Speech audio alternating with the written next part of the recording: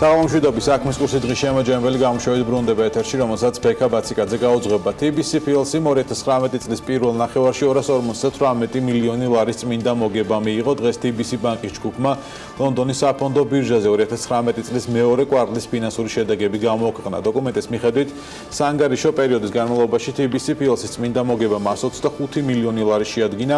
ეს 2018 წლის ანალოგიურ პერიოდთან შედარებით 5 მილიონი ლარით მეტია. 2019 წლის პირველ კვარტალში კი მოგება 123 მილიონ ლარს შეადგენდა, შესაბამისად 2019 წლის პირველ ნახევარში ჯგუფის საერთო მოგებამ 258 მილიონი ლარი შეადგინა. გასული წლის ანალოგიურ პერიოდში მოგება 217 მილიონ ლარს აღემატებოდა. ჩვენ TBC ბანკში ანგარიში გვაქვს და მათთან თანამშრომლობთ, როდესაც ბანკში ხაზარაძე ჯაფარიძე იყვნენ, თავს უფრო დაცულად გრძნობდი. ამის შესახებ ბიზნესმენმა კომპანია ჩირინას დამფუძნებელმა რევაზ ვაშაკიძემ BMG-სთან განაცხადა. მისი თქმით, მამუკა ხაზარაძემ და ბადრი ჯაფარიძემ გადაწყვეტილება უნდა შეცვალონ და როგორც TBC ბანკის ჯგუფში, ასევე ანაკლიის სპორტის პროექტში უნდა დარჩნენ. ბანკის ასე მიტოვება არ შეიძლება, ეს იგივეა ადამიანმა შვილზე უარი თქვას. ჩემი აზრით, ორივე პროექტი დაიღუპება და ჯობს ხაზარაძე ჯაფარიძემ გადაწყვეტილება შეცვალონ და პროექტებში დარჩნენ, განმარტა ბიზნესმენმა.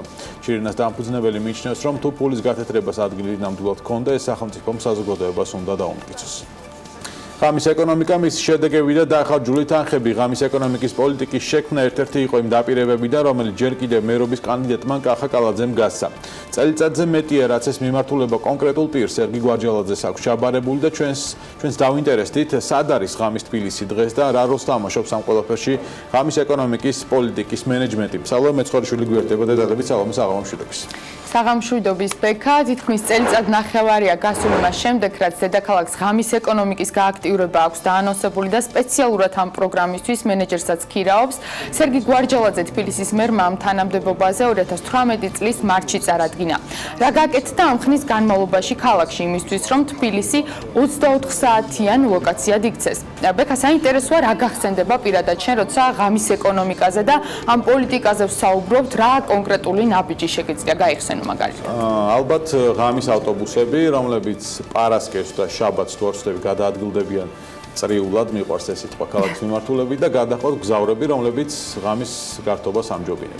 დიახ, და შენ არ ხარ სხვათა შორის გამონაკლისი ამ შემთხვევაში ღამის ეკონომიკის ხსენებაზე სამწუხაროდ ბევრი არაფერი ახსენდებათ, არც ჩვენ და არც სხვა ადამიანებს, რომლებიც ჩართულები არიან, რატომ ეს სხვა თემა არ კეთდება თუ არ მიეწოდებათ ადამიანებს ამის შესახებ ინფორმაცია, სწორედ ამიტომ BMG-მ გადაწყვიტა გამოეთხოვა საჯარო ინფორმაცია.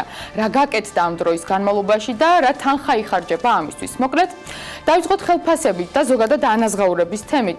BMG-ის მიერ თბილისის მერიიდან გამოთხოვილი ინფორმაციით ირკვევა, რომ ღამის ეკონომიკის პოლიტიკის ფარგლებში დასაქმებულია სულ 5 ადამიანი, აქედან ერთი თავად სერგი გვარჯალაძეა. დანარჩენი 4 კი მერის ეკონომიკური განვითარების სამსახურის წარმომადგენლები არიან. საჯარო ინფორმაციიდან ირკვევა, რომ 2018 წლის განმავლობაში 4 ადამიანი იყო დასაქმებული და მათთვის გადახდელი ანაზღაურება ჯამში შეადგენდა 77.916 ლარს, ანუ დაახლოებით 78.000 ლარს. თუმცა, აქედან დიდი ნაწილი ერთ პიროვნებაზე მოდის, 51.000 ლარზე მეტი სწორედ სერგი გვარჯალაძის ანგარიშზეა გადარიცხული, მისი ყოველთვიური ანაზღაურება კი 5.200 ლარია. რაც შეეხება 2019 წელს მიმდინარე წლიდან პროექტს უკვე 5 თანამშრომელი ყავს და მათ შორის შრომის ანაზღაურებაზე ჯამურად დახარჯულია 66.000 ლარზე მეტი. აქედან 31.200 ლარი სერგი გვარჯალაძის ანაზღაურებაა. ვნახოთ თავად სერგი გვარჯალაძის შეფასება მის ანაზღაურებაზე, რამდენად ხარჯეეფექტურად მიაჩნია ის. წლის მანძილზე რამდენიმე ღონისძიება ჩავატარეთ, რომელშიც შევძელით მოგვეძია თანხები, არაბიუჯეტური თანხები, რომელიც აღემატება ჩემ ჰონორარს რამდენიმეჯერ წლის მანძილზე. ეს იქნება იგივე ფორუმის ჩატარება, ეს იქნება იგივე ფესტივალი, სადაც ბიუჯეტიდან ფაქტიურად კაპიკი არ დახარჯულა.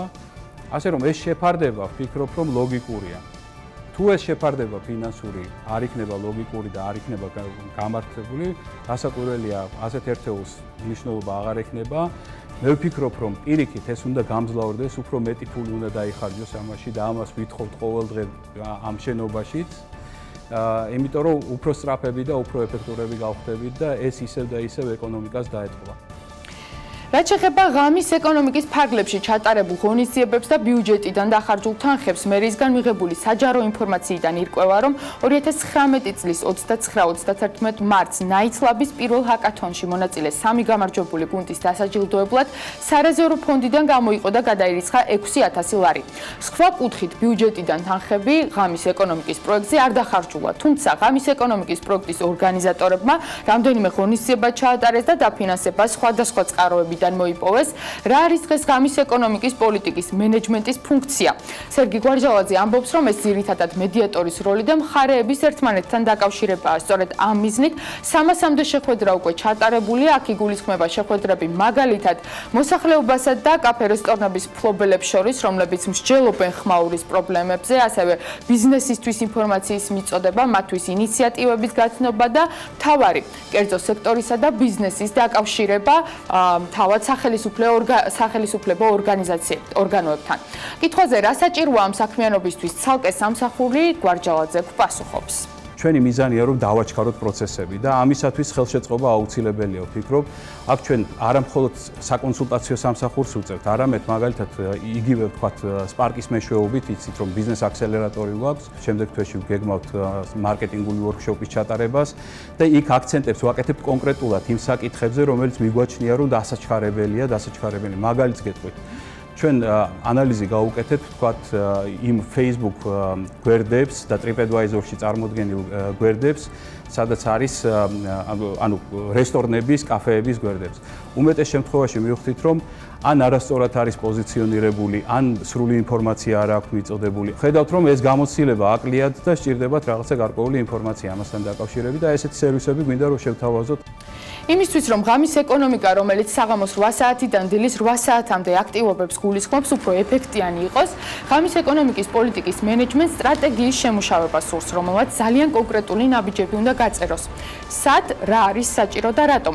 შესაბამისი სახელმწიფო შესყიდვა მერიამ ორჯერ გამოაცხადა, თუმცა უშედეგოდ. სერგი გვარჯალაძე ამბობს, რომ მათ საკმაოდ მაღალი მოთხოვნები წამოაყენეს, რომელიც ვერც ერთმა კომპანიამ ჯერ ვერ დააკმაყოფილა. ამიტომ ახლა მსჯელობენ, რა გზით წავიდნენ იმისთვის, რომ არ ჩატარდეს ტენდერისთვის და რეალური საქმე გაკეთდეს. ჩვენ ვხედავთ, რომ ეფექტურია ფესტივალების ჩატარება ქალაქში. ამავე დროს ვხედავთ, რომ ქალაქში არ აქვს სივრცეები. მინიშნებას გაუკეთებთ ბიზნესს და ვეტყვით, რომ მაგალითად ქალაქს სჭირდება ადგილები, სადაც უფრო მეტი ატრაქციები იქნება, ვთქვათ, რაღაცა ისეთი საერთაშორისო დონის ელემენტები გვექნება, რომ დაინტერესდეს ტურისტი და ჩამოვიდეს. მაგალითს გეტყვით, პირდაპირ გადმოიტანთ, მაგრამ მადამწესოს მუზეუმი მაგალითად არის ატრაქცია, რომელიც მნიშვნელოვანია არა მხოლოდ ქალაქის მოქალაქეებისათვის, არამედ საერთაშორისო. სად არის პროექტები, რომლებიც ღამის ეკონომიკის ფარგლებში უკვე დაანონსებულია, ისეთი როგორიც მაგალითად ღია მუზეუმებისა და ღია კინოთეატრების პროექტებია. სერგი გვარჯალაძე ამბობს, რომ ისინი ამას მხოლოდ ინიციატორები შეიძლება იყვნენ, მაგრამ არა ორგანიზატორები და კიდევ ერთი. ღამის ავტობუსების თემას რომ დაუბრუნდეთ, რომელიც პარასკევსა და შაბათს ღამით გვიანობამდე მუშაობს, სერგი გვარჯალაძე ამბობს, რომ ღამის ავტობუსების საპილოტო პროექტია და მისი დამატება შესაძლებელია, როცა მერი ამის საჭიროებასა და რესურსს დაინახავს. ასეთი ავტობუსები საკმაოდ ძვირი სიამოვნება. თქვენ იცით, რომ ტრანსპორტი დღეს საერთოდ სუბვენცირებულია. ჩვენ არ გვინდა რომ ფასი გავზარდოთ, ანუ თუნდაც იგივე სტუდენტისათვის ეს ისევ და ისევ 50 თეთრი დავტოვოთ და ამას სჭირდება გარკვეული თანხები, იმიტომ რომ ყოველი ავტობუსის გამოსვლა რასაკვირველია ხარჯებს ზრდის. მიუხედავად ამისა, ჩვენ ვაკვირდებით ამ პროცესებს ძალიან ინტენსიურად. ინიციატივებს ვაჟღერებთ, ასე ვთქვათ, იდეებს ვაჟღერებთ. იმ ადამიანებს, რომლებსაც სურვილი აქვთ, რომ რაღაცა დახმარება მიიღონ, ან ხელშეწყობა, ან კომუნიკაციაში შევიდნენ, ან სპონსორი მოძებნონ ზოგ შემთხვევაში, რომ უმეტეს შემთხვევაში არც კი იციან, თქვათ, როგორ შეიძლება ამის დაპოზიციონირება, ხო? მერე მოგმართავენ ჩვენ. კიდევ ერთი თემა, რომელზეც ღამის ეკონომიკის მენეჯმენტი აქტიურად მუშაობს, აკუსტიკური ხმაურია. პროექტის ფარგლებში ხდება დაინტერესებული პირების შეხვედრები, მაგალითად მოსახლეობისა თუ ბარისა და რესტორნების მეპატრონეების, რომლებიც მსჯელობენ აღნიშნულ პრობლემაზე და გამოსავალს ერთად ეძებენ. სერგი გვარჯალაძე ამბობს, რომ არსებობს სტერეოტიპი, რომ თითქოს ხმაურის საიზოლაციოდ სერიოზული თანხების გაღებაა საჭირო, რაც ხშირ შემთხვევაში შესაძლოა ასე არ იყოს და პრობლემა უბრალოდ კარის მოხურვითაც შეიძლება გადაწყდეს. ამასთან მერი ზედამხედველობის სამსახური კანონპროექტზე მუშაობს, რომელიც ამ მიმართულებით გარკვეულ რეგულაციებს შემოიღებს. რაც უფრო მეტი რეგულაცია, მით უფრო სირთულეს ქმნის ბიზნესისათვის, მაგრამ არის რაღაცა გარკვეული პრინციპები, რომელიც უნდა დავიცვათ. ეს პრინციპები უნდა დავიცვათ ადამიანური გაგებით და თანაცხოვრების წესებით, ან მეორე ამ რაღაცა კანონით. ეს შეიძლება იყოს სხვადასხვა ტიპის რაღაცა. ის რომ მაგალითად სავალდებულო გახდეს სანამ ობიექტს ააშენებ და დაიწყებ მის გამოყენებას, მანამდე გადაწყვეტილი იყოს უკვე აკუსტიკური პრობლემები, რომ მე არ შეიქმნას. ეს არ ეხება მაგალითად მხოლოდ რესტორნებს და კაფეებს. მოკლედ, ინტერვიუ სერგი გვარჯალაძესთან საკმაოდ დიდხანს გაგრძელდა და მთავარი კითხვა მაინც ერთია საზოგადოებაში. რა ფუნქცია და საჭიროება არსებობს იმისთვის, რომ დედაქალაქის ღამის ეკონომიკის განვითარებისთვის ცალკე მენეჯმენტმა იმუშაოს. თავად სერგი გვარჯალაძე თავის როლს უფრო მედიატორობაში ხედავს და ამბობს, რომ ამ პოლიტიკის შედეგები გრძელვადიან პერსპექტივაში უნდა დავითვალოთ. მადლობა სალომე მეცხვარეშვილს. გრძელვადიან პერსპექტივაშიც დავითვლით ალბათ ღამის ეკონომიკის შედეგებს თუ ასეთი დადგება. მიმინოს აეროპორტიდან საერთაშორისო ფრენების განხორციელებით უცხოელი ინვესტორი დაინტერესდა. მინდურმა ავიაკომპანია ინდიგომ კი 2019 წელს საქართველოს ავიაბაზარზე შემოსვლა გადაიფიქრა. ბათუმის ჭაჭა თაუერი კი უფუნქციოდ დარჩა. ტრადიციულად ელენე გოგბერაშვილმა იზრუნა დღის სხვა სიახლეებზე.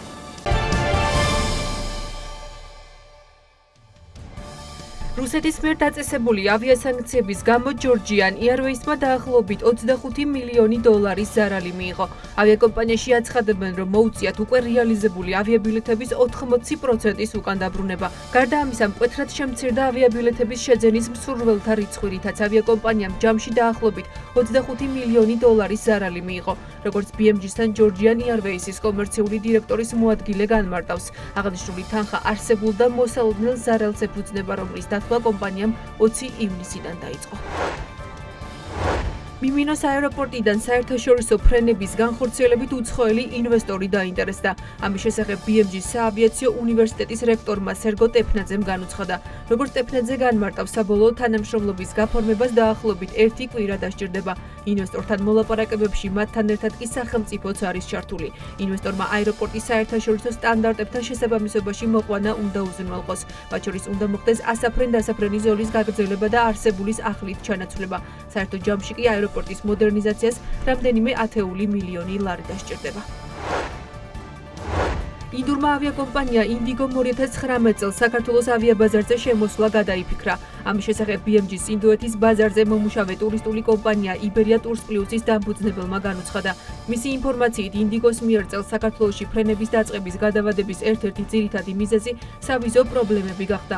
როგორც ცნობილია, ინდოეთი მეორე ქვეყანაა ირანის შემდეგ, რომლის მოქალაქეებსაც საქართველოს საზღვრის კვეთაზე ყველაზე ხშირად ეუბნებიან უარს. ტავჯურჯიაშიც ადასტურებენ, რომ ინდიგო წელს საქართველოში ფრენებს აღარ დაიწყებს. ბათუმის ჭაჭა თაუერი უფუნქციოდ დარჩა. თაუერიდან ამ დროისთვის ჭაჭა აღარ გადმოდის და ტურისტულად აქტიურ ზონაში მდებარე ობიექტი დაკეტილია. როგორც ბათუმის მერიაში განგვიცხადეს, ჯერ გადაწყვეტილი არ არის რა ფუნქციას შეიძენს სამომავლოდ ჭაჭის კოშკი. თუმცა ამბობენ, რომ დაგეგმილია მიმდინარე ტერიტორიის რეაბილიტაცია და პარკის მოწყობა. ჩაუტარდება თუ არა რეაბილიტაცია კოშკს და რა ფუნქციას შეიძენს ის სამომავლოდ, ეს საკითხი კვლავ უპასუხოდ რჩება. ბათუმში ჭაჭის თაუერი 2012 წლის 17 ოქტომბერს გაიხსნა. მასზე ბათუმის მერიის ბიუჯეტიდან 1 მილიონ ლარამდე დაიხარჯა.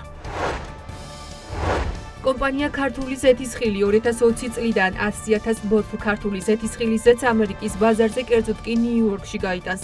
როგორც კომპანიის ხელმძღვანელმა BMG-ის განუცხადა, ამერიკის ბაზარზე სამომავლოდ ზეთისხილის გატანაც იგეგმება. ამერიკის ბაზრის შემდგომ საექსპორტო ბაზარი კანადა და მექსიკაა. კომპანია ქართული ზეთისხილი უკვე ფლობს ზეთისხილის ბაღებს კახეთში და აწარმოებს ზეთს, რომელიც ადგილობრივ ბაზართან ერთად დუბაიში იყიდება.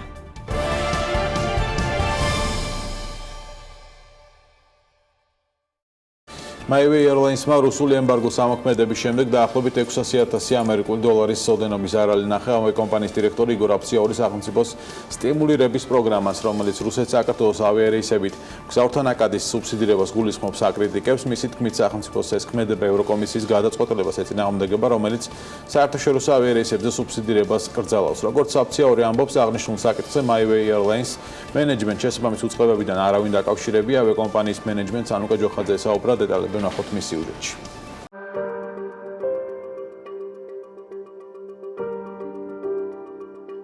მთავრობამ მიიღო გადაწყვეტილება, რომ მოხდეს ესე იგი გარკვეული დახმარება ზუსტად დაახლოებით იმ ოდენობით, რაც ჩვენ ვიზარალეთ, იქ ჩვენ $600,000 ვიზარალეთ და იქ მაქსიმუმი თანხა თუ არ ვცდები €600,000 იყო გამოყოფილი. არის ევრორეგულაცია, რომელიც ძალიან ხშირად განახლებადი რეგულაცია არის. ბოლოს თუ არ ვცდები 2014 წელს იყო განახლებული, რომელიც პირდაპირ ძალიან დეტალურად არის აღწერილი, თუ როდის შეუძლია, ვთქვათ, სახელმწიფოს ჩაერიოს ნებისმიერ კერძო ავიაკომპანიაში ან აეროპორტებში.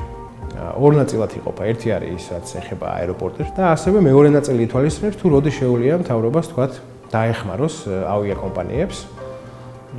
და იქ არის პირდაპირ, ესე იგი, აი შავი თეთრზე წერია, რომ კატეგორიულად გამორიცხული არის ნებისმიერი მხარდაჭერა, ის იქნება სუბსიდირება, ეს იქნება ინტერესის გამოხატვა, როგორც ამბობენ, ეს იქნება მარკეტინგული მხარდაჭერა ნებისმიერ ავიაკომპანიებისთვის, ნებისმიერ საერთაშორისო ფრენაზე. არის პირდაპირ აკრძალული. მხოლოდ და მხოლოდ შეიძლება მოხდეს ან რაღაცა ჩარევა სახელმწიფოს მხრიდან, ან დახმარება, ან სუბსიდირება მხოლოდ შიდა ფრენებს. კი, გვესმის, რომ ეს რაღაც განსაკუთრებული შემთხვევა არის, ემბარგო არის, სანქცია, მაგრამ ნებისმიერი სუბსიდირება, რაც არ უნდა იყოს საერთაშორისო ფრენებზე, არის აკრძალული. ასევე ვიცით, რომ ჩვენი, ვთქვათ, მეორე ავიაკომპანია ქართული უკვე ახორციელებდა, მათ პირდაპირ, ასე ვთქვათ, ფრენებს, მათ ეს სანქცია, ჩემი აზრით, ყველაზე ნაკლებად შეეხო, იმიტომ რომ მათ გაყიდვები არც გაუჩერებიათ რუსეთის მიმართულებით. თვითონვე თქვეს, რომ დაახლოებით 40%-ის გაუქმება მოგვიწიაო, ვთქვათ, ბილეთების უკან დაბრუნება, თუმცა დაახლოებით 60 ისევ შეუნარჩუნდათ. რადგან გაყიდვები არ გაუჩერებიათ, ეს გაყიდვები კიდევ უფრო გაზრდილი არის და კიდევ უფრო გაიზრდება მთელი ამ სეზონის ბოლომდე. იქიდან გამომდინარე, რომ მოთხოვნა გაიზარდა და დარჩა მარტო მაგალითად ერევნის გავლით ამ ეტაპზე, ბილეთის ფასი მოიმატებს და უკვე ვნახეთ, რომ მოიმატა თბილისი-მოსკოვის სეგმენტზე. და ამ ყველაფერთან ერთად კიდე დამატებით, ანუ მოხდება სახელმწიფოს მხრიდან სუბსიდირება ამ მიმართულების, რაც ცოტა ჩემი აზრით, ეკონომიკური აზრითაც ცოტა გაუგებარი არის, თუ როგორ შეიძლება მარტო ამ კონკრეტულ, ვთქვათ, მიმართულებაზე მოხდეს სუბსიდირება.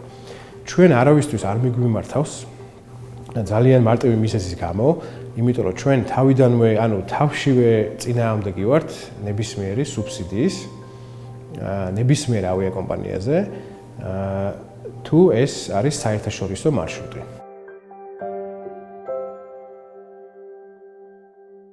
მადლობა ანუკარს, არ ვწდები ტრანსპორტის თემებს, თუმცა ამჯერად პაპის სისტემაზე უნდა ვისაუბროთ. ეს არის სისტემა, რომელიც საშუალებას გასდევთ მობილური აპლიკაციის გამოყენებით იპოვოთ თავისუფალი პარკინგის ადგილი წინასწარ სახლიდან გასვლამდე და საჭიროების შემთხვევაში დააჯავშნოთ რამდენიმე წუთით ან საათით ადრე.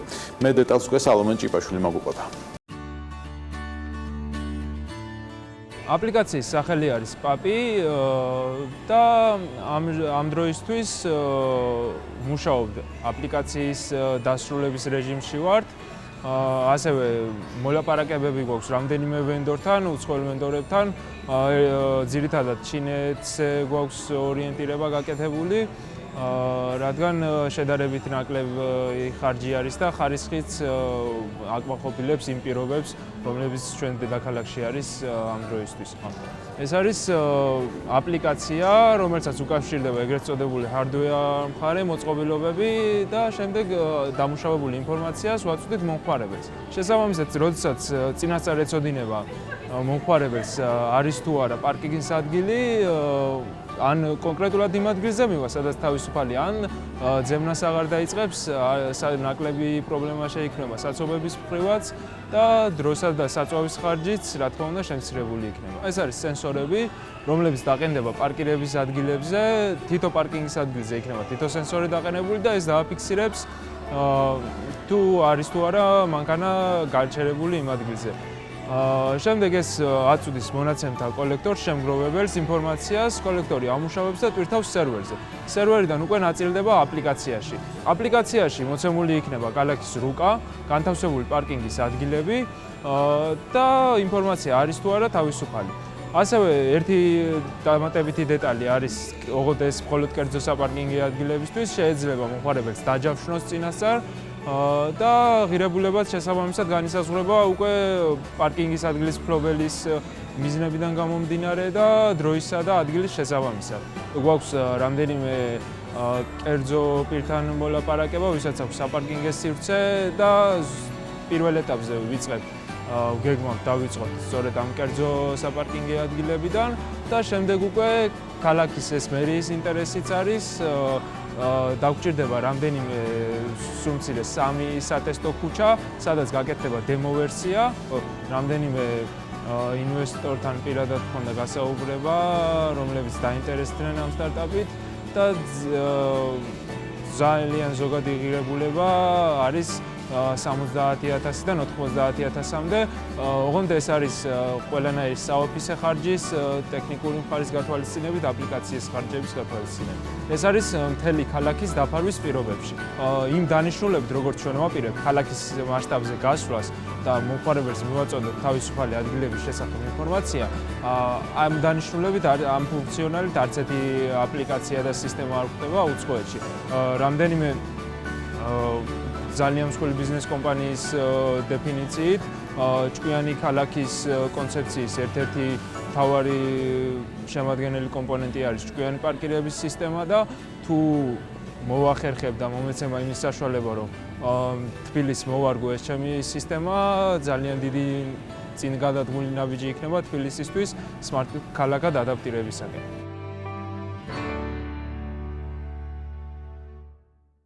ბათუმი რომ ქვეყნის ერთ-ერთი გამორჩეული ტურისტული მიმართულება ეს არ არის ახალი ამბავი, არც ის რომ თბილისის შემდეგ სამშენებლო ბიზნესის ყველაზე დიდი კონცენტრაცია და აქტივობა ამ ქალაქში უკვე წლებია სამშენებლო სექტორში წარმატებით პოზიციონირებს დარბილდინგი, რომელიც ძალიან მასშტაბურ დართაუერის პროექტს შეეჭიდა და წარმატებითაც ახორციელებს. როგორ მიმდინარეობს მშენებლობა და რით არის გამორჩეული კონკრეტული პროექტი, ვნახოთ ჩვენი სიუჟეტი.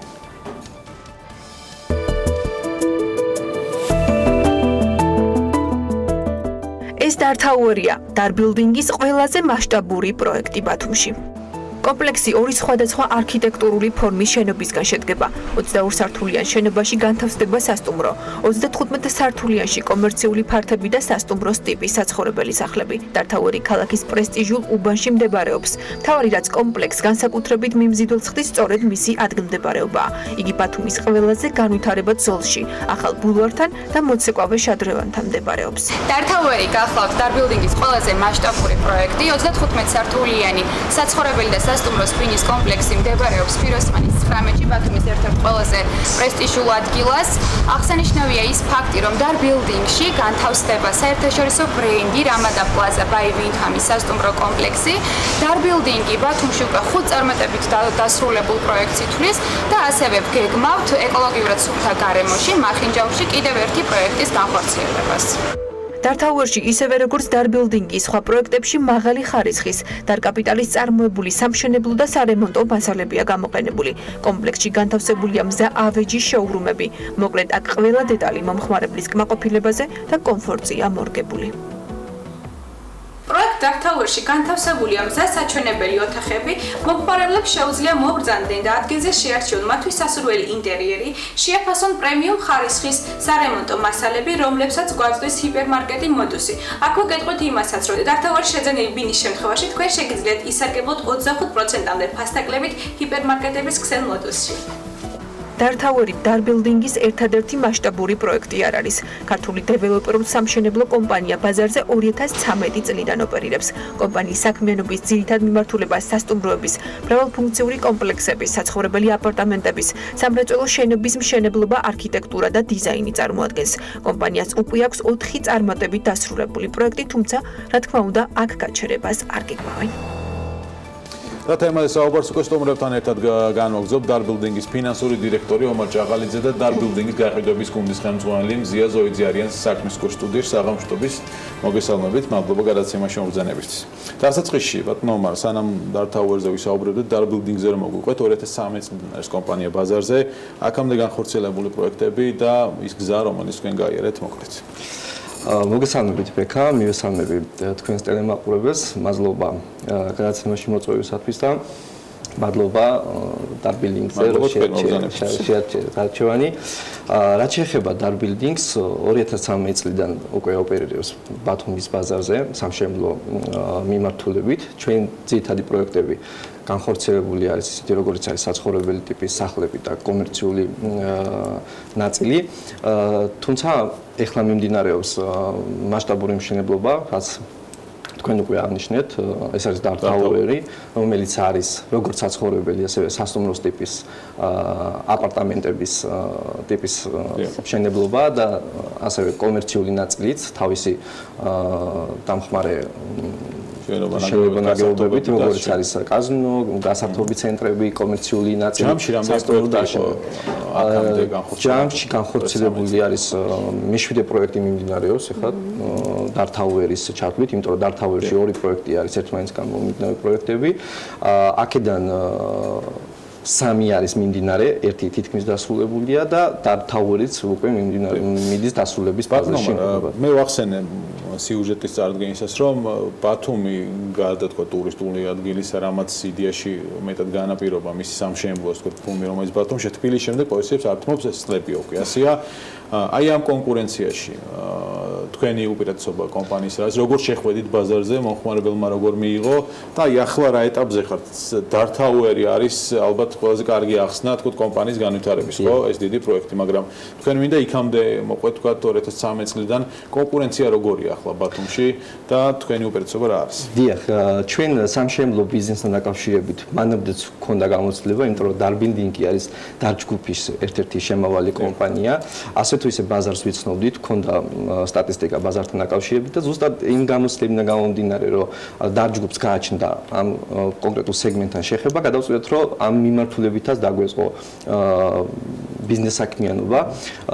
თქვენ სწორად აღნიშნეთ ბათუმი. ავარჩიეთ ბათუმი, იმიტომ რომ ბათუმი არის ტურისტული ქალაქი, მოთხოვნა არის ძალიან დიდი და შესაბამისად მოთხოვნა მიწოდების პრინციპით ავირჩიეთ ბათუმი. და რაც მთავარია, ჩვენმა ბიზნეს იდეამ გაამართლა, იქიდან გამომდინარე, რომ დარბილდინგის ძირითადი უპირატესობა არის აბსოლუტურად ქართული ინვესტიცია არის განხორციელებული, ქართული 100%-იანი ინვესტიციით შეიქმნა ეს კომპანია და შესაბამისად ამან ძალიან დიდი როლი იქონია დარბილდინგის განვითარებაში, იმიტომ რომ მენეჯმენტი აბსოლუტურად ვართ ადგილზე ვეხდება ყველა გადაწყვეტილების მიღება, ყველა პრობლემურ თემასთან და საკითხთან დაკავშირებით. პროექტებთან ინვესტიციები რამდენია თუ გაქვს? ჯამში შეიძლება ვთქვათ, რომ ამ ეტაპზე დარბილდინგის მიერ განხორციელებული ინვესტიცია არის 75 მილიონ დოლარზე დაახლოებით. რამაც ამ ყველაფერმა ხელი შეუწყო იმას, რომ ძალიან დიდ უპირატესობას ვანიჭებთ კლიენტის მოთხოვნას. ხარისხი, რაც მთავარია, ნდობა კლიენტებთან ურთიერთობაში და პლუს ამას ჩვენ დარჯგუფს გაგვაჩნია ჩვენი სამშენებლო საწარმოები, რომლებიც ასევე ვაწარმოებთ მასაბოდიში. გიმარტივებთ პროცესს, ხო? შესაბამისად შენებლობის. დიახ, ამარტივებს ეს პროცესს, რომ შენებლობის დროს გამოყენებული იქნეს ასევე ქართული წარმოებული პროდუქტიც. ზოგადად დარტაუერზე რომ მოვქოთ უფრო კონკრეტულად, ვიცით რომ განთავსდება საერთაშორისო ბრენდისასთან, რატომ გადაწყდა საერთაშორისო ბრენდის შემოყვანა და რითია გამორჩეული დარტაუერი? დარტაუერი შედგება ორი კომპლექსისგან, ეს არის 35 სართულიანი და 22 სართულიანი სასტუმროს და საცხოვრებელი ტიპის კომპლექსი. დარტაუერში განთავსდება საერთაშორისო ბრენდი რამადა პლაზა, როგორც ვახსენეთ უკვე. რაც ყველაზე მნიშვნელოვანია, რატომ შემოდის საერთაშორისო ბრენდი? იმიტომ რომ პირველ რიგში გაუწიოს პოპულარიზაცია, გაზარდოს სეგმენტის მასშტაბები, რაც ისევ კლიენტის მოთხოვნის შესაბამისია და მესამე რაც ყველაზე მნიშვნელოვანი და ისევ კლიენტის მოთხოვნის შესაბამისად მოდის, ეს არის რომ ვინაიდან ეს არის სასტუმროს ტიპის ბინები, შემდგომ უნდა გაქირავდეს, ანუ ჩვეულებრივი ბიზნეს ხელშეკრულება იდება კლიენტსა და კომპანიას შორის და ეს გაზრდის თვითონ კომპანიის და ბინის პოპულარიზაცია შესაბამისად კლიენტს უფრო მეტი შანსი იქნება, რომ კარგ სეგმენტზე გააქირავოს ბინა. თქვენ რა პროექტებიც ახსენეთ აქამდე, ისინი იყო შეთავაზება, რომელსაც კერძო მესაკუთრებდა და ის თქვა წვეთს იქ იცხოვრებს თუ გააქირევებს. ახლა სხვა სეგმენტში შედიხარ, ხო, რომელიც ეხება გააქირევების სერვისას მათ შორის. ეს მომსახურება რა იქნება? ეს არის პირველი სასტუმროს ტიპის კომპლექსი, აქამდე გვქონდა ჩვენ საცხოვრებელი ტიპის კომპლექსები. შესაბამისად, ესეც ანუ მოთხოვნის შესაბამისად წამოვიდა, რადგან ბევრი გვყავს ინვესტორი, ბევრია ტურისტი და ბევრ უცხოელ კლიენტს უნდა რომ ჩადოს ინვესტიცია საქართველოში და შემდგომ ამით ანუ ბიზნეს პარტნიორობა დაამყაროს კომპანიებთან, რომელიც შემოსავალია ისევ მისთვის. და ძალიან კომფორტულია. ჩვენ არ უზღუდავთ კლიენტებს, რომ არ იცხოვრონ, არ გამოიყენონ მათ თავიანთი უძრავი ქონება, ანუ არჩევანის წინაშე დგანან სულთ გააქირავებენ დარბინინგის საშუალებით აპარტამენტს გააქირავონ ან არ გააქირავონ და იცხოვრონ. იცით რატო ეს ყველანაირ სეგმენტზეა გათვლილი, რახან სასტუმროს ტიპის, ანუ ძირითადი სეგმენტი არის ნუ არა რეზიდენტებზე გათვლილი, მაგრამ ყავს ასევე ქართველი მომხმარებლებიც, ნუ რომლებსაც აბსოლუტურად უნდათ რომ ან იცხოვრონ, ჩამოვიდნენ უბრალოდ ლამაზ სახლში, ლამაზ კომპლექსში, ნუ მრავალფუნქციურ კომპლექსში, ან უბრალოდ ხო მათთვის გამოიყენონ და თვითონ გააქირავონ. შესაბამისად, არანაირ დისკომფორტს ამ ხრივ არ ვუქნებ. როდის სრულდება პროექტი, ანუ ვადები როგორ არის გაწეული? წლის ბოლოს სრულდება პროექტი და კი, რა შეიძლება მიმდინარე პროექტი ეს არის პოზიტივი, სამომავლო გეგმებთან დაკავშირებით რა გეგმები აქვს დარბინინგს? სამომავლო გეგმებთან დაკავშირებით განახსენები მახინჯაურის ეკოლოგიურად სუფთა გარემოში გეგმავთ მახინჯაურში საცხოვრებელი ბინების მშენებლობას და ეხლა ხანს მოვაწერეთ ხელი კობალაძეზე მოლის ხუთსართულიანი მოლის მშენებლობას.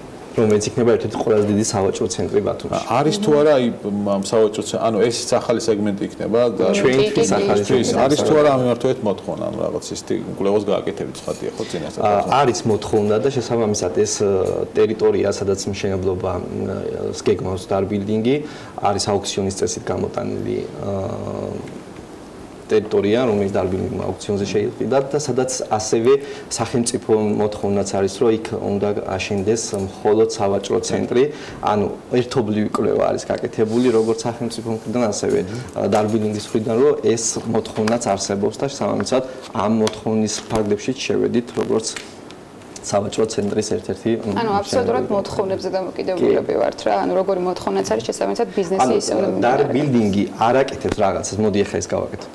აკეთებს კვლევებს და ამ კვლევების და მოთხოვნა მიწოდების შედეგად იწყებს წარმატებული ბიზნეს განვითარების წინაპირობა. დარბინინგი არის წარმატებული კომპანია და ის სხვა კომპანიებისგან განსხვავებულია იმით, რომ ძალიან ბევრი სამშენებლო კომპანიები იქნება ბაზარზე, მაგრამ ისინი ქრებიან იმიტომ, რომ ზუსტად აი ამ მიმართულებით მიდიან დარბინინგს ზუსტად ეს აქვს აღებული რომ კიდევ უფრო მეტი წარმატებებს გისურვებთ დარბინინგს დარტაუერს მომავალ პროექტებს წარმატებები დარბინინგს და გადაცემის ბოლოს სასტუმრო ივერია-ინის პრეზენტაცია შედგა რომელიც 4 წლის განმავლობაში ამდენჯერმე გაფართოვდა და დღეს უკვე 195 ნომრითაა წარმოდგენილი რამდენია პროექტის ჯამური ინვესტიცია და როგორია ინ გრუპის სამომავლო გეგმები ბაკურიანსა და გუდაურში ნახეთ ლევან თაღიაშვილის მიერ მომზადებული სიუჟეტი დღეს ინ გრუპში შემოვლი ერთ-ერთი 4 ვარსკვლავიანი სასტუმროს ივერია-ინის პრეზენტაცია გაიმართა. მისი განვითარების ისტორია რამდენიმე ნაწილად შეგვიძლია დავყოთ. სასტუმრო პირველად 4 წლის წინ გაიხსნა, როდესაც ის 71 ოთახით იყო წარმოდგენილი. თუმცა ჯავშნების გაზრდის გამო ერთ წელიწადში ნომრების რაოდენობა 95-მდე გაიზარდა.